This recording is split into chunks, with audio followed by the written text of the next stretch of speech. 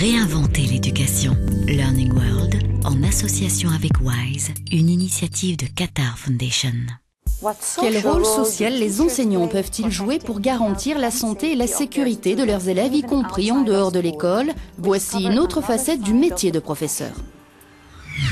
Une amende de $800, c'est la peine que pourraient encourir les parents d'enfants en surpoids à Porto Rico. Un projet de loi en ce sens est actuellement à l'étude, mais est-ce la solution la plus judicieuse?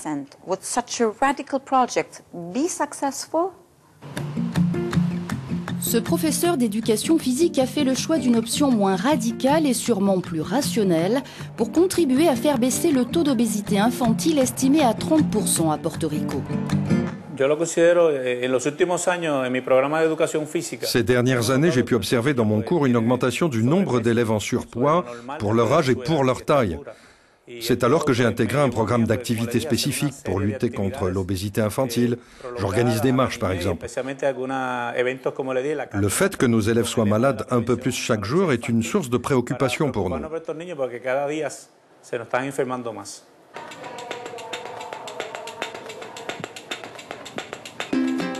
De leur côté, les autorités portoricaines envisagent donc de taxer les parents dont les enfants n'auraient pas suffisamment perdu de poids au bout d'un an, et ce, malgré la cure d'amaigrissement prescrite par leur médecin référent. À charge aux enseignants de traquer les élèves un peu trop ronds et leurs familles, une nouvelle mission qui est loin de faire l'unanimité dans la profession.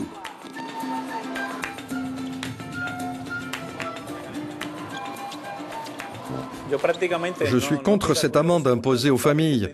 En revanche, je suis pour que l'on éduque parents et enfants à la nutrition. L'école doit les sensibiliser à la santé, aux bienfaits d'une alimentation équilibrée et du sport. Et il faut y consacrer le temps prévu. Les pédiatres eux aussi sont vent debout contre ce projet de loi et précisent au passage que l'obésité est une pathologie aux causes multiples. L'hygiène de vie n'est pas la seule responsable. L'hérédité notamment peut également jouer un rôle significatif. En tant que pédiatre, nous nous opposons à ce projet. Nous sommes tout à fait conscients que l'obésité constitue un problème majeur à Porto Rico. Il faut donc informer les parents et non leur faire payer une amende parce qu'ils négligeraient leur enfant. Il ne faut pas non plus alerter les services sociaux ou les enseignants. C'est aux professionnels de santé qu'il faut faire appel pour prendre soin des enfants. Il faut s'adresser à des nutritionnistes spécialisés et aux pédiatres. Como a los pediatras de la comunidad.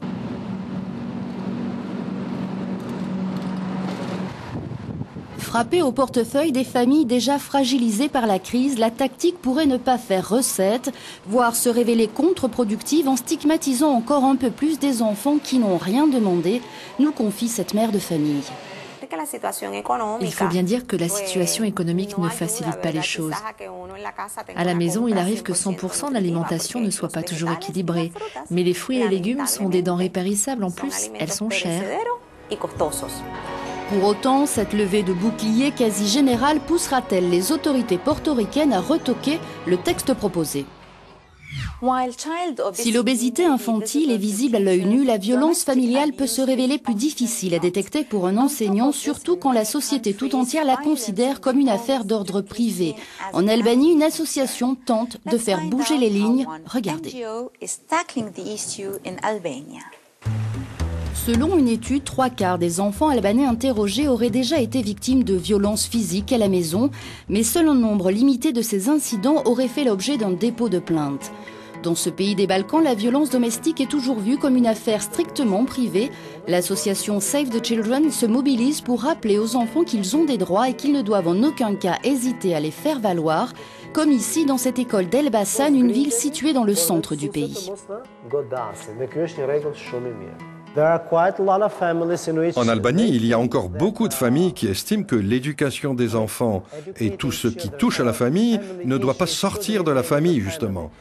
Les cas de mauvais traitement restent donc cachés.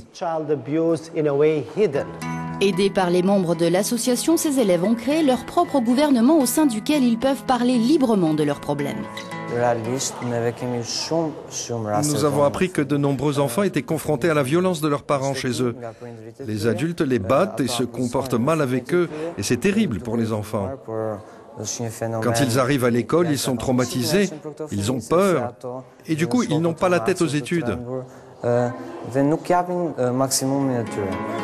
Pour Save the Children, la prévention de la maltraitance infantile passe par la formation des parents et des enseignants. La violence n'est pas une fatalité, encore moins un principe éducatif. Nous avons reçu une formation et puis nous avons formé à notre tour 200 parents. J'ai personnellement formé des parents et j'estime que c'est une très bonne chose de connaître les besoins des enfants et de pouvoir expliquer que la violence n'engendre rien d'autre que la violence. Selon l'association, 60% des élèves reconnaissent que leurs parents sont moins agressifs depuis qu'ils ont suivi cette formation. Avant, c'était différent. Du temps du communisme, il y avait un proverbe qui disait « Une personne ne t'aime que si tu la bats ». Aujourd'hui, les choses ont changé, et les enfants aussi. À Durrës, sur la côte adriatique, on a décidé de s'attaquer aux problèmes dès le plus jeune âge. Objectif, aider les tout-petits à développer une bonne estime de soi malgré un environnement familial pas forcément serein.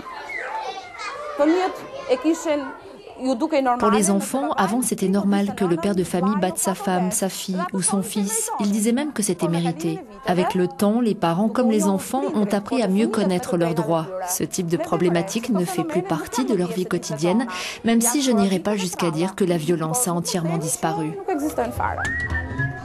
À ce jour, 10 000 jeunes Albanais ont bénéficié des conseils de Save the Children pour ne plus avoir peur d'évoquer ouvertement la maltraitance.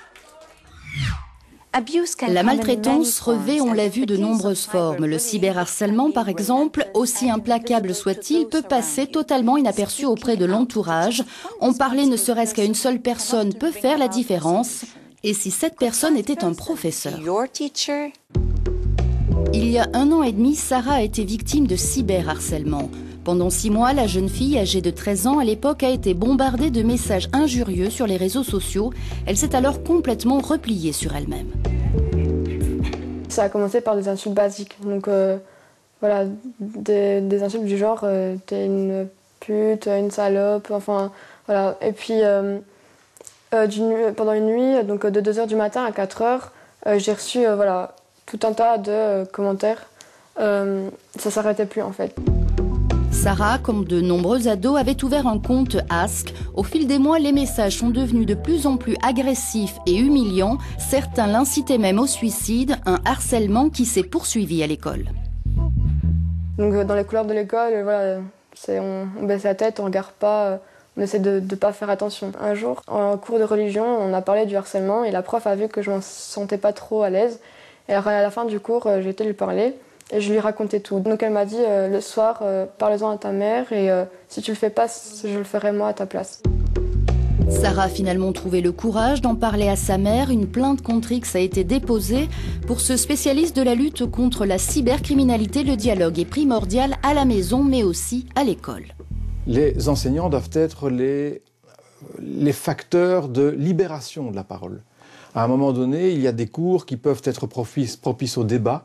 Et donc, on doit avoir l'occasion, à ce moment-là, d'aborder les problèmes. Tiens, vous faites quoi avec l'informatique? Vous faites quoi avec vos smartphones?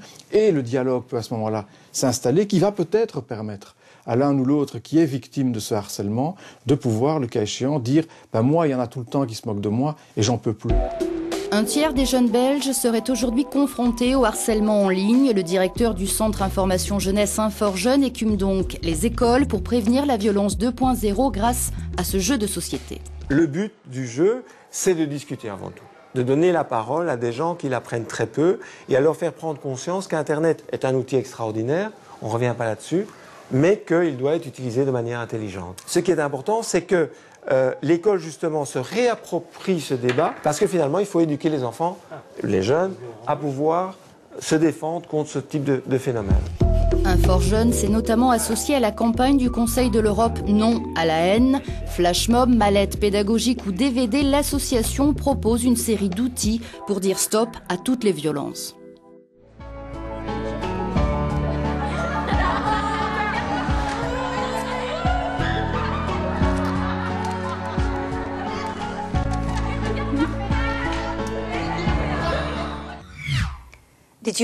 L'un de vos professeurs vous a-t-il déjà aidé à surmonter vos problèmes? Et si oui, comment s'y a-t-il pris? Postez vos commentaires sur nos pages des réseaux sociaux et à bientôt.